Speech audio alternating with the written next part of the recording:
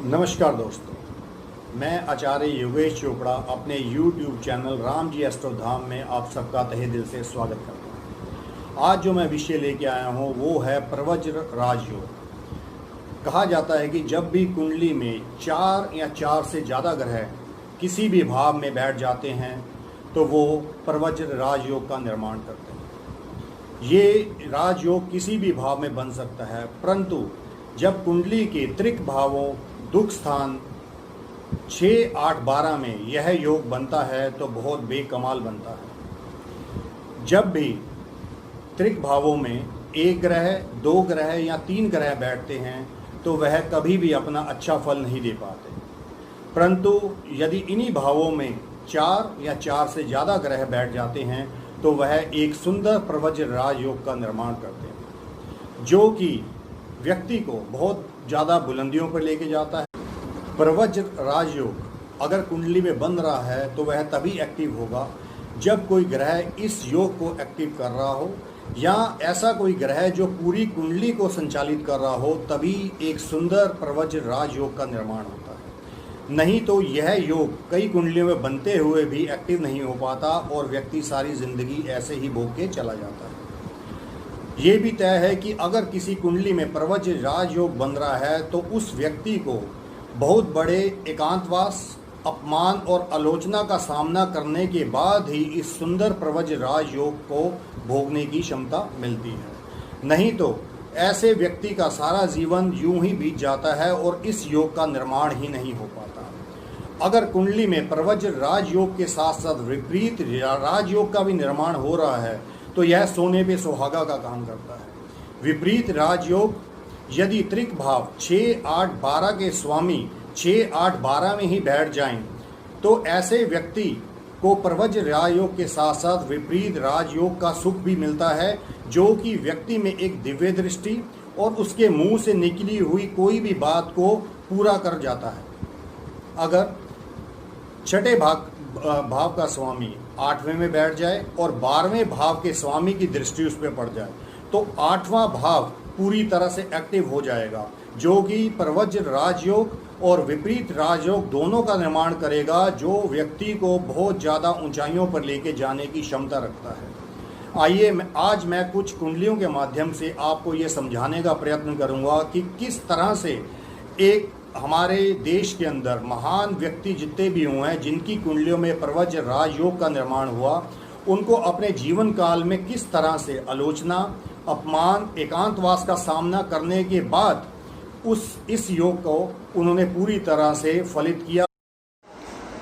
जब भी कुंडली में प्रवज्र राजयोग का निर्माण होता है तो ऐसे व्यक्ति को बहुत लंबे एकांतवास, अपमान, आलोचना से गुजरना पड़ता है, तभी इस योग का निर्माण होता है। ऐसा क्यों होता है यह जानना बहुत ज़्यादा ज़रूरी है। ज्योतिष में कहा जाता है कि जिनकी कुंडली में यह योग बनता है वह व्यक्ति अपने पिछले जन्म में बहुत बड़ी तपस्या कर चुका होगा, या ये कहें कि वह व्यक्ति तपस्वी रह चुका होगा और यह तपस्या अधूरी रहने के कारण उसका जन्म दोबारा। यहाँ तपस्या शब्द को समझने के लिए यह जानना बहुत ज़्यादा ज़रूरी है कि तपस्या क्या है। तपस्या कोई वैराग्य, घर बार को छोड़ना, एकांत में तपस्या करना नहीं है। यहाँ तपस्या से मतलब इस संसार में रहते हुए, इस संसार के सभी सुखों को भोगते हुए, अपने सभी कर्मों को पूरा करते हुए भी व्यक्ति एक साधु और एक तपस्वी के समान होता है। स्टारडम, फेम, नेम मिलने के बावजूद भी व्यक्ति इन सब चीज़ों का कभी भी परित्याग कर सकता है। उसकी सोच हमेशा संसार के विपरीत चलती है, जो अपनी सोच से समाज में नई क्रांति, नई ऊर्जा, नई सोच का निर्माण करता है। यह ओशो रजनीश की कुंडली है जो वृषभ लग्न की है। अष्टम भाव में 5 ग्रह स्थित हैं, शनि, मंगल, शुक्र, चंद्र और बुध, और अष्टमेश गुरु तृतीय भाव में उच्च के विराजमान है। अष्टम भाव में स्थित ग्रहों की दृष्टि द्वितीय भाव वाणी के भाव पर है। इसी योग के कारण उनकी वाणी में लॉजिक था और वह तर्क संगत बात करते थे। हम सभी जानते हैं कि ओशो रजनीश ने अपनी वाणी से, अपने प्रवचनों से पूरी दुनिया पर एक समय राज किया था। इनकी कुंडली में प्रवज्र राजयोग के साथ साथ विपरीत राजयोग का भी निर्माण हो रहा है। छठे और 12वें घर के स्वामी 8वें भाव में स्थित हैं। इसके कारण उन्हें ईश्वरीय शक्तियां भी प्राप्त हुई और इनका कई बार मृत्यु से भी आमना सामना हुआ, परंतु ईश्वरीय शक्तियों के प्राप्त होने के कारण वो इससे बचकर निकलते रहे।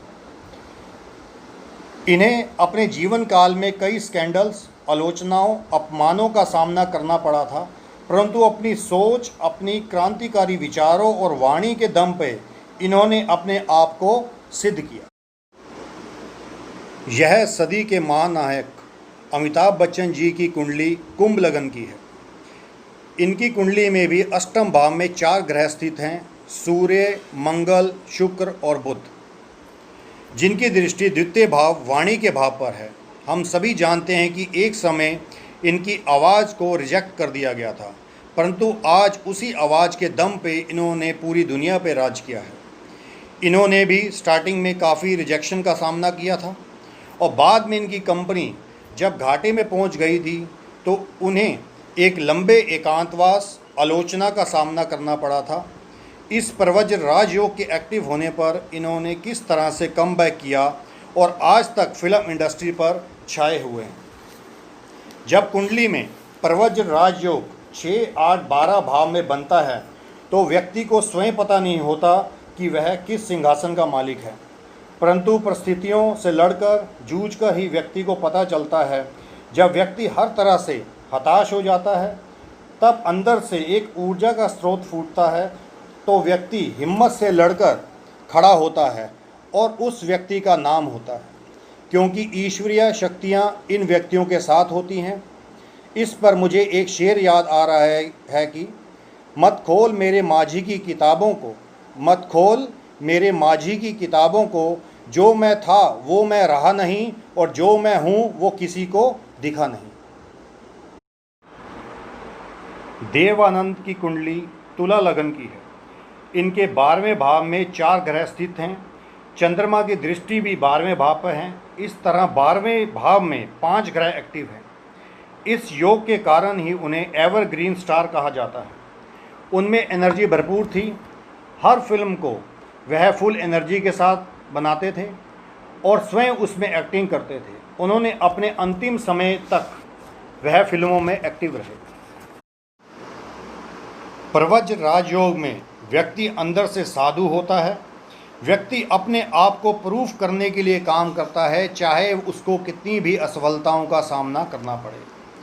प्रवज्र राजयोग में व्यक्ति अंदर से स्ट्रांग होता है, परंतु एक तपस्वी के समान होता है जो हर स्थिति को झेलने की ताकत रखता है, हिम्मत नहीं हारता जब तक परिस्थितियाँ व्यक्ति के अनुकूल नहीं हो जाती और वह इन परिस्थितियों से लड़ता चला जाता है। व्यक्ति ज़मीन में धंसता चला जाता है परंतु हार नहीं मानता, और जब ज़मीन या यूँ कहें कि पाताल को छू लेता है तो पावरफुल कमबैक करता है। फिल्में लगातार फ्लॉप होने के बावजूद भी देवानंद साहब ने फिल्म इंडस्ट्री को नहीं छोड़ा और लगातार फिल्में बनाते चले गए। वह कहते थे कि जब मैं इंडस्ट्री में आया था तो मेरे पास क्या था, सिर्फ मैं खाली हाथ आया था, आज तो मेरे पास बहुत कुछ है, उसके बावजूद भी मैं फ़िल्म बना रहा हूँ, यही मेरे लिए सबसे बड़ी बात है। प्रवज्र राजयोग में इंसान जो ये कहें कि जिस व्यक्ति की कुंडली में यह एक्टिव योग बन रहा है वह सिर्फ अपने आप को प्रूव करने के लिए काम करता है, और जब वह अपने आप को प्रूव कर लेता है तो उसे कोई फ़र्क नहीं पड़ता कि कोई लोग उसकी फ़िल्म देख रहे हैं या नहीं देख रहे हैं, या उसके काम की सराहना हो रही है या नहीं हो रही। वह सिर्फ अपने डेडिकेशन और अपने अनुरूप ही काम करते चले जाते हैं।